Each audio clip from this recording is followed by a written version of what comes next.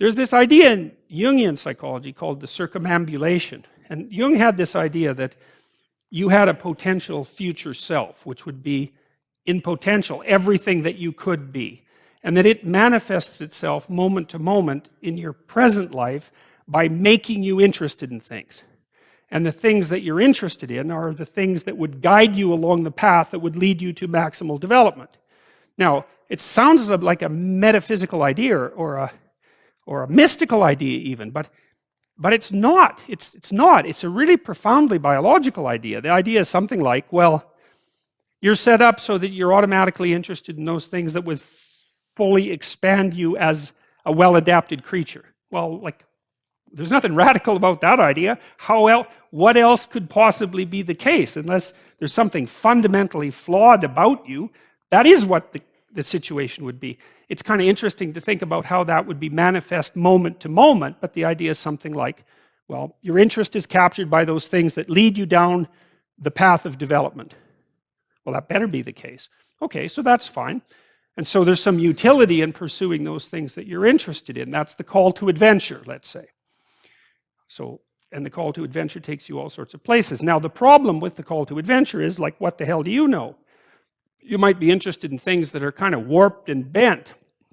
And often it's the case that when new parts of people manifest themselves and grip their interests, say, they do it very badly and shoddily.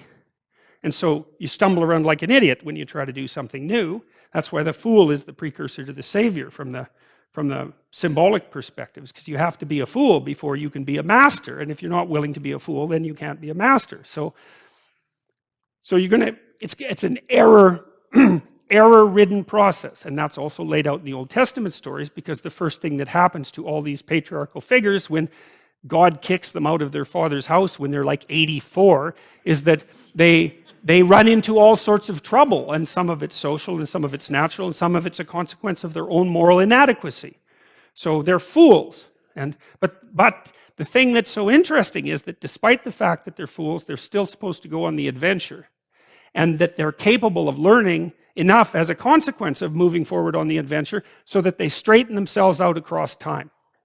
And so it's something like this. So this circumambulation that Jung talked about was this continual, we'll return to this continual circling in some sense of who you could be. You might notice, for example, that there are themes in your life. You know, when you go back across your experiences, you see you kind of have your typical experience that sort of repeats itself. And there might be variation on it, like a musical theme, but it's like you're circling yourself and getting closer to yourself as you move across time. That's the circumambulation. Now, you remember that for a sec, because we'll go back to it. Okay, so imagine that something glimmers before you. It's an interest that's dawning, and you decide, well, first of all, you're paralyzed. You think, well, how do I know if I should pursue that? It's probably a stupid idea. And the proper response to that is, you're right, it probably is a stupid idea, because almost all ideas are stupid.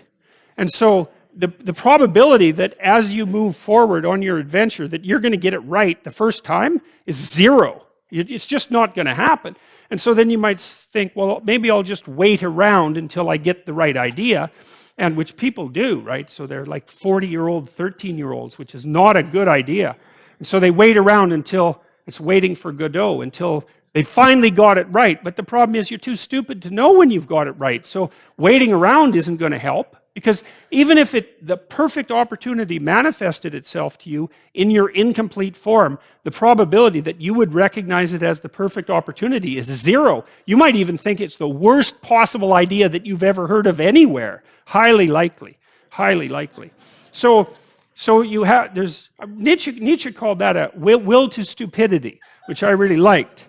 So, because he thought of stupidity as being, you know, it's you have to take it into account fundamentally and work with it. And so you can take these tentative steps on your pathway to destiny, and you can assume that you're going to do it badly.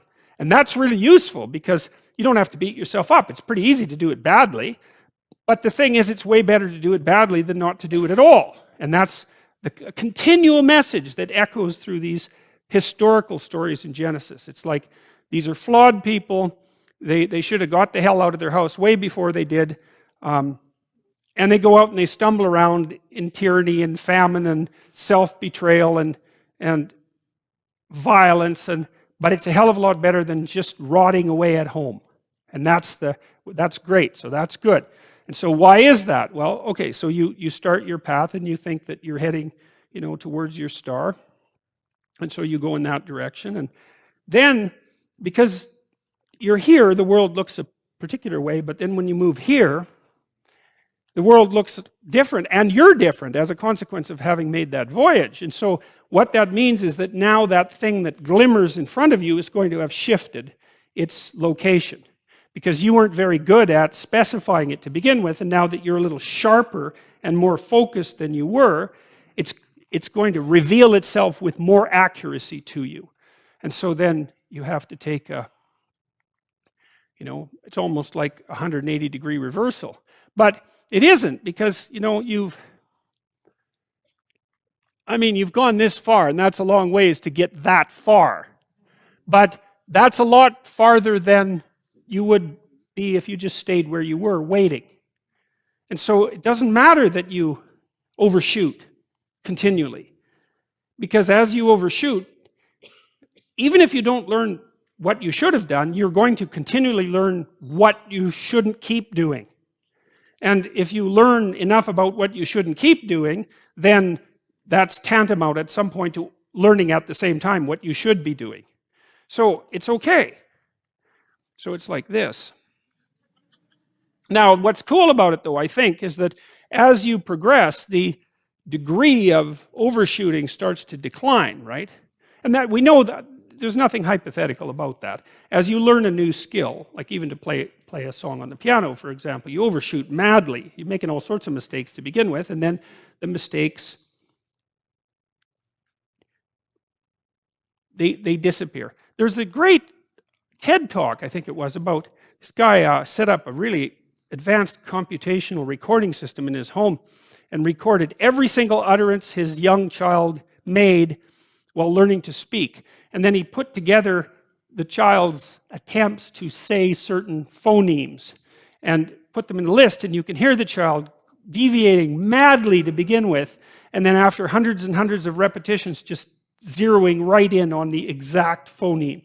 So, you might not know this, but when kids babble, because they start babbling when they're quite young, they babble every human phoneme, including all sorts of phonemes that adults can't say.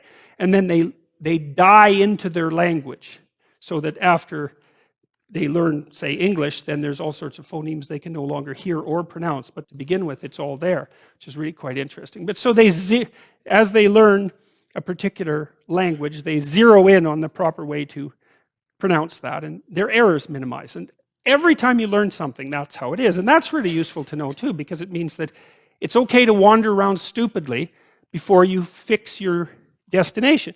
Now, you see that echoed in Exodus, right?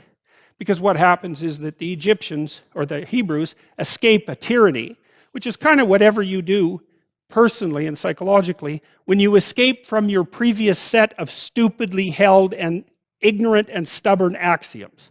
It's like, away from that tyranny. It's like, great, I freed myself from that. Well, then what? Well, you'd think, well, now I'm on the way. It's, no, you're not. Now you're in the desert, where you wander around stupidly, and worship the wrong things until you finally organize yourself morally again and head in the proper direction. So that's worth knowing, too, because you think, well, I got rid of a lot of things, excess baggage that I didn't need in my life, and now everything's okay. It's like, no, it's not. You've got rid of a whole set of scaffolds that were keeping you in place, even though they were pathological. And now you have nothing, and nothing actually turns out to be better than something pathological, but you're still stuck with the problem of nothing. And that's exactly why Exodus is structured the way that it is. It's that you escape from a tyranny. It's, hooray, we're no longer slaves. Yeah, well, now you're nihilistic and lost. It's not necessarily an improvement.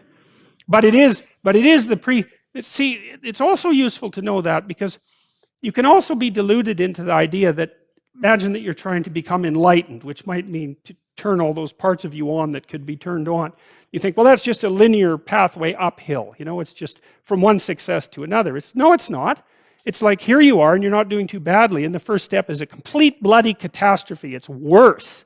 and then maybe you can pull yourself together and you hit a new plateau, and then that crumbles and shakes, and bang, it's worse again. And so, because part of the reason that people don't become enlightened is because it's punctuated by intermittent deserts, essentially, by intermittent catastrophes. And if you don't know that, well, then you're basically screwed, because you go ahead on your movement forward and you collapse and you think, well, that didn't work, I collapsed. It's like, no, that's par for the course.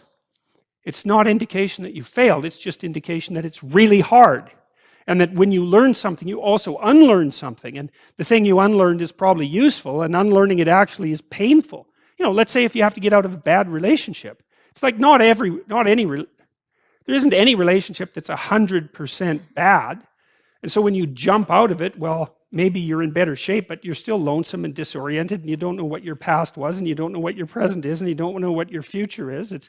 That's why people stay with the devil they know instead of, looking for the devil they don't know. So anyways, the fact that you're full of faults doesn't mean you have to stop.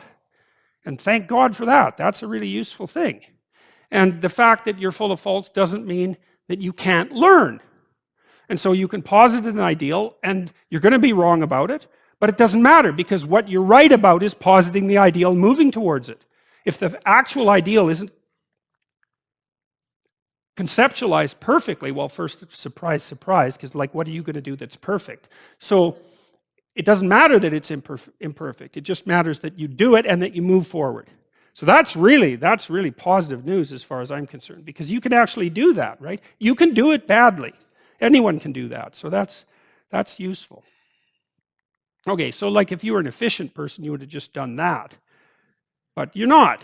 But who cares? You still end up in the same place.